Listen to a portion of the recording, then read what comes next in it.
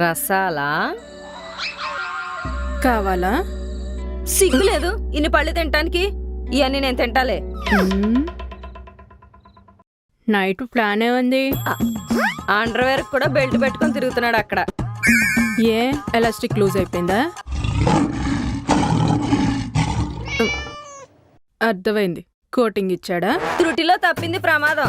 లేదంటే ఇలా మామిడి పళ్ళు తినాల్సింది పోయి వాళ్ళంతా ఆయింట్మెంట్ రాసుకోవాల్సి వచ్చేది. అంటే ఈ వేసవకాలంలో కూడా ఇంట్లో కూర్చుని ఆవకాయ పచ్చళ్ళు తొక్కు చట్నీలు చేసుకోవడమేనా? పచ్చళ్ళు పెట్టుకుంటూ కూర్చోడానికి రాజకుమారి ఏమైనా ఆవకాయలో కలిపి ఆవపిండే?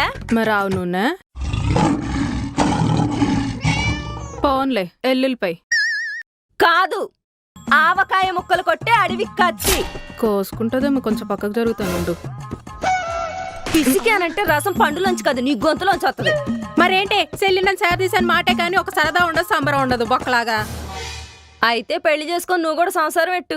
వద్దులే, కొత్తలో కొంగట్టుకుని తిరుగుతారు, తర్వాత కొంపల పనులన్నీ చేయిస్తారు. నీలా దాసిన అవడం కన్నా ఇలా దజ్జాగా బతకడమే బెటరు. ఇదేంటి మాట్లాడదు? నీ దృష్టిలో నేను చాలా చీప్ అయిపోయాను కదే. అంటే అలాంటిదే అక్క. నోర్మై, మీ బావ తీసుకెళ్ళిపోతే ఈ కత్తి పరువు నిలబెట్టుకోవడానికన్నా ఆ ఖర్చులన్నీ నేనే పెట్టుకొని మరి నేను తీసుకెళ్తా. ఎలా? మళ్ళీ బంగారం తాకటెట్టా? ఆ ప్రాబ్లం సాల్వ్ అయిపోయింది కదా, ఇప్పుడు మళ్ళీ నువ్వు దాన్ని గుర్తు చేయాలా? అంటే ఈడ్చిదంతా నీ దగ్గర 20 రూపాయలు కూడా ఉంచాడు కదా, అంత ఖర్చు ఎలా పెడతావా అని. ఎలా పెడతానా? మీ బావ ప్యాంటు జేబులో చెయ్యి పెడతా కాబట్టి.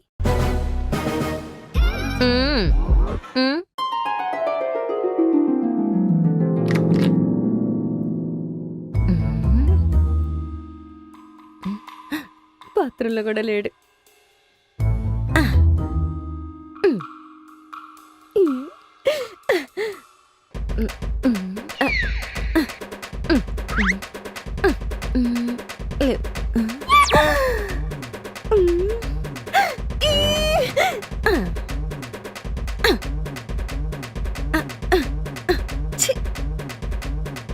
ఎవరైనా ఉన్నారా?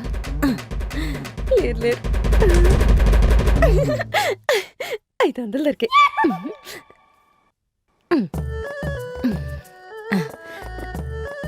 అబ్బో అబ్బో.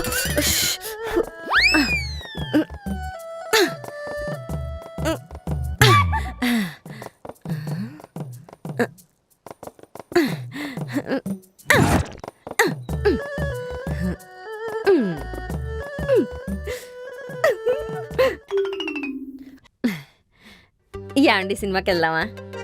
ఆడెవడో పెళ్ళాన్ని కుక్కర్లో పెట్టి చంపేయాడు కదా, ఆ స్టోరీని సినిమా తీసారాడు చూస్తా పెట్టి.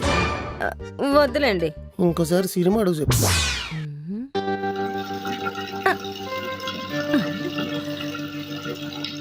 వాటర్ వదిలేడు.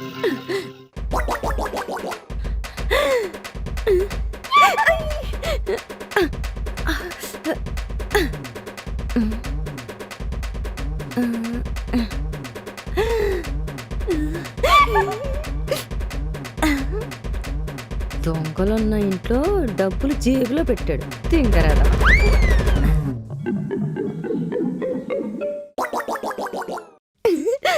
ఈరోజు ఎక్కువ డబ్బులు దొరికాయి.